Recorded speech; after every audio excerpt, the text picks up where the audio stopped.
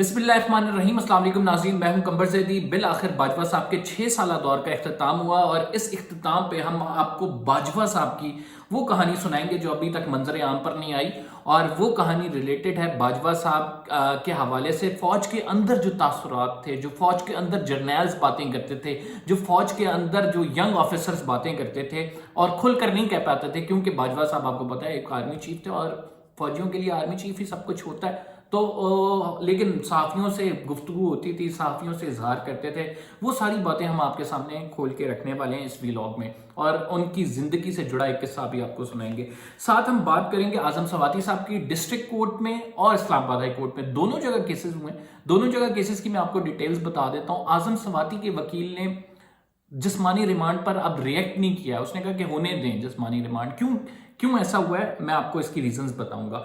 और साथ में आपको ये भी बताऊंगा जनरल आसिम मुनीर, जो कि हमारे नए आर्मी चीफ हैं, कमान संभाल लिया अभी थोड़ी देर कबल। कमान की तब्दीली की सरमनी जो हुई, उसके बाद हम आपसे डिस्कस करेंगे कि इस सरमनी में कौन कौन से लोग शामिल थे, कौन से सहाफ़ी थे, और आसिम मुनीर साहब किस तरफ देखेंगे अब। तो ये तमाम चीज़ें हम इस व्लॉग में डिस्कस करने लगे। उनके चैलेंजेस क्या हैं ये भी, इस पे भी नज़र डालेंगे। अगर आपने चैनल को सब्सक्राइब नहीं किया, सब्सक्राइब कर लें, बेल का आइकन जरूर दबाएं, फेसबुक पे फॉलो करना ना भूलें। कोशिश हमारी ये है कि आप तक सच और हकीकत सारी बातें पहुंचाती रहें।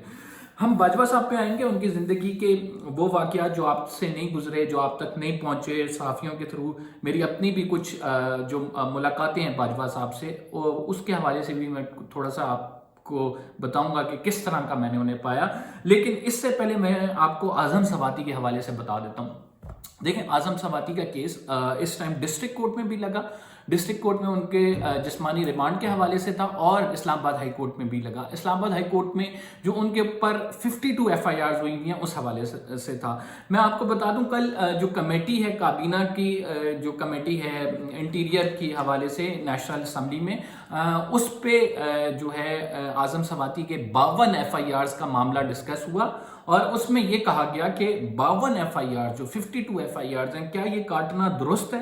यानी एक शख्स को जलील करने के लिए आप मुल्क के मुख्तलिफ हिस्सों में आप FIRs काटते हैं। यही इमरान रियाज के साथ हुआ, यही अरशद शरीफ के साथ हुआ, और यही मुल्क में जो आपके मुखालिफ होते हैं, खसूसन इदारे पर तनकीद कर रहे होते हैं, उनके खिलाफ होते हैं। तो इस पर आज़म नज़ीर तार साहब, जिनका ताल्लुक मुस्लिम लीग नून से, वो बोल उठे कि ये गलत होता है। मतलब मुस्लिम लीग नून हुकूमत में रहते हुए, खुद वजीर होते हुए ये बोल उठे ये गलत होता है। लेकिन कहाँ से होता है, क्यों होता है, ये जानना बड़ा ज़रूरी है।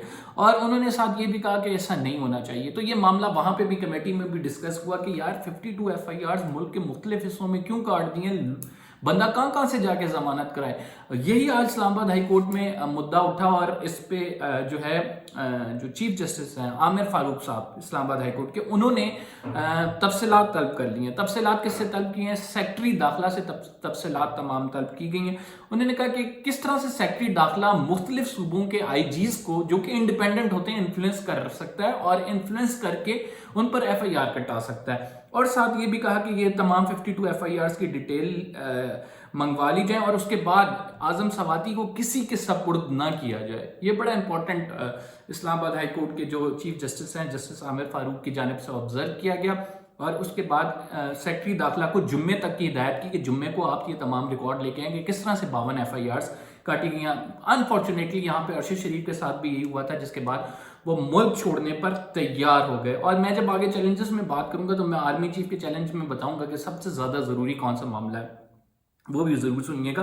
तो अब जो है मामला डिस्ट्रिक्ट कोर्ट पे आते हैं। अब ये तो इस्लामाबाद हाई कोर्ट की हद तक हो गया। डिस्ट्रिक्ट कोर्ट ने जो हमारे आज़म सवाती साहब हैं, इनके हवाले से एक ऑर्डर जारी कर दिया है। 4 रोज मजीद रिमांड इनका इंक्रीज कर दिया गया है। और FIA में जो वकील हैं, उन्होंने इसके हवाले से कहा कि इनका रिमांड चाहिए मुझे।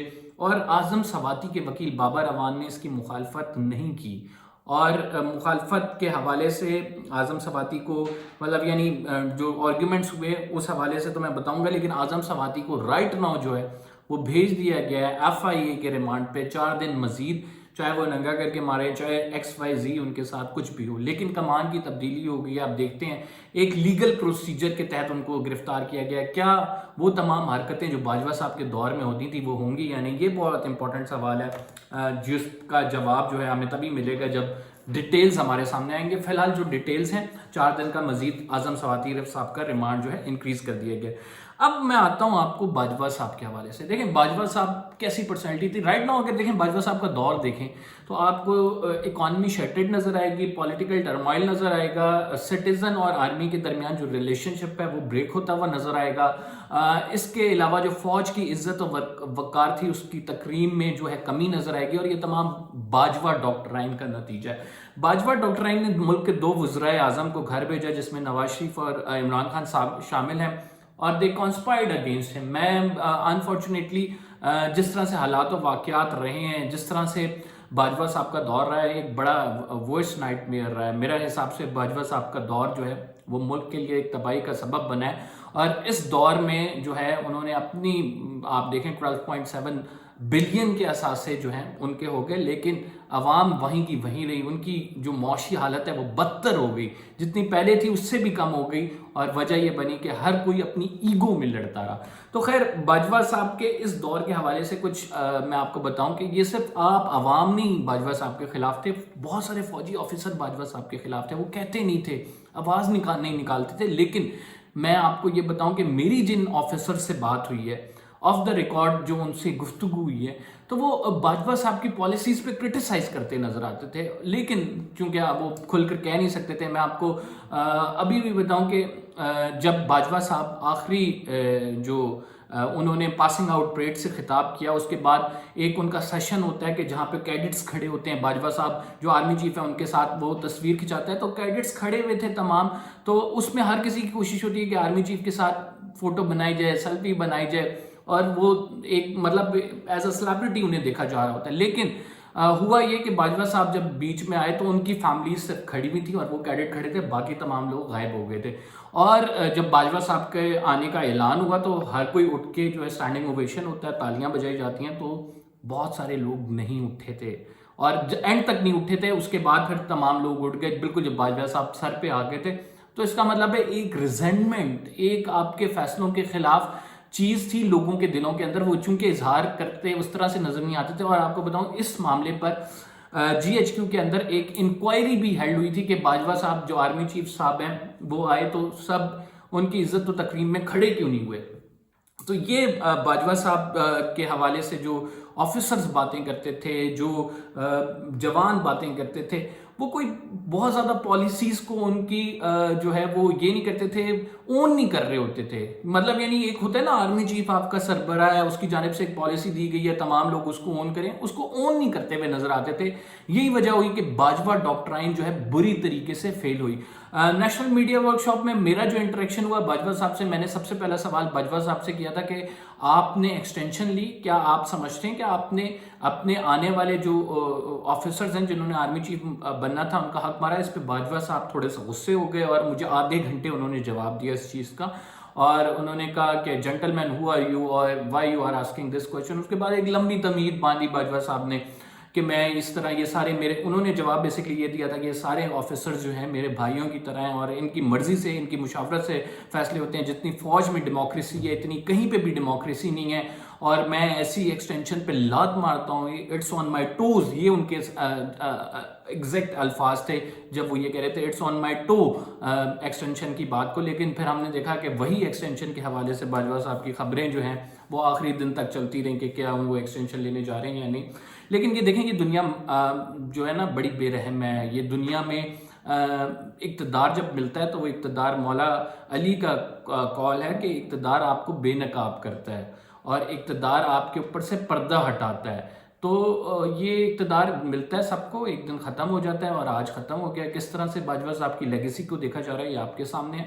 आसिम मुनीर साहब हैं, उनके लिए नए चैलेंजेस ज़रूर हैं, लेकिन उनकी लेगेसी को किस तरह से देखा जाएगा ये उनको ज़रूर सोचना है, और ये सोच के उन्होंने चैलेंजेस एक्सेप्ट करने हैं। सबसे बड़ा चैलेंज इस टाइम पॉलिटिकल टर्मोइल का, इकॉनमी इनस्टेबल है, पॉलिटिकल टर्मोइल है, और वो इसे सही नहीं करेंगे, इसको राइट ट्रैक पे नहीं डालेंगे, तो जो है वो आसिम मुनीर साहब की वजह से, मतलब यानी being army chief, being establishment head, तो बहुत सारी चीज़ें जो हैं वो बेहतर हो सकती हैं।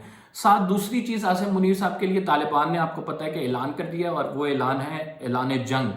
اور بڑی عجیب سی خبر ہے کہ جنرل فیاض کے ریٹائر ہوتے ہی طالبان کی جانب سے یہ ایک دم سے اعلان کیا گیا، کیونکہ جنرل فیاض ان لوگوں کو دیکھ رہے تھے، ان کو ہینڈل کر رہے تھے، ان کے حوالے سے جو ہے پالیسیز بنا رہے تھے، اور یہ اعلان کر کے جو ہے آرمی چیف کو ایک نئے مشکل میں ڈال دیا۔ بہت بڑا فیصلہ آرمی چیف کو کرنا پڑے گا کہ ان کو کس طرح سے ہینڈل کرنا ہے، افغانستان پالیسی پہ کس طرح سے جانا ہے۔ پھر آرمی چیف کے لیے اکانومی بہت بڑا مسئلہ ہے، اکانومی جو ہے رائٹ ناؤ سب سے بڑا مسئلہ ہے اس ملک کا، اور ہم ڈیفالٹ کے دہانے پہ 95% چانسز ہیں ڈیفالٹ کے۔ لیٹ سی آرمی چیف اس چیز کو کس طرح سے دیکھتے ہیں۔ اور پھر فریڈم آف ایکسپریشن کا آپ کو پتہ ہے، ہم ارشد شریف جیسے صحافی کو بیٹھے ہیں، اور جس طرح سے میڈیا پہ قدغنیں لگائیں، جس طرح سے میڈیا پہ ڈنڈے لاتیں سوٹے یہ سب کچھ جو ہے چلتے رہے، اور میڈیا کے حوالے سے کوئی پالیسی جو ہے وہ اس طرح سے نہیں باجوہ صاحب کی نظر آئے کہ جس طرح سے ایک آزاد میڈیا کی ہونی چاہیے۔ ہمیشہ سے سینسرشپ کی طرف گئے، پروگرامز بند کرنے کی طرف گئے، اینکرز کو نکلوانے کی طرف گئے، اپنا نیریٹو اوپر لانے کی کوشش کی، تو اٹ ڈزنٹ ورک آؤٹ۔ یہ ہم نے دیکھ لیا، یہ ورک آؤٹ نہیں کیا۔ تو لیٹس سی اب آرمی نئے آنے والے آرمی چیف سید عاصم منیر حافظ قرآن اس حوالے سے کیا کرتے ہیں۔ یہ جو یہ عوام ہے نا، یہ بڑی سینسیبل ہو گئی ہے، یہ سوشل میڈیا کا دور ہے، یہ جج کرتے ہیں، اور آپ کی پالیسیز پہ یہ آپ کو جج کریں گے اب۔ تو یہ ناظرین ہمارے پاس انفارمیشن تھی، ہم نے سوچا آپ کے ساتھ شیئر کریں، انشاءاللہ اگلے ولاگ میں ملاقات ہوگی۔ آپ سبسکرائب کرنا نہ بھولیں، بیل کا آئیکن دبانا نہ بھولیں، اور فیس بک پہ فالو کرنا نہ بھولیں۔ گبر زیدی کو اجازت دیجیے، فی الحال کے لیے اتنا ہی، اللہ حافظ۔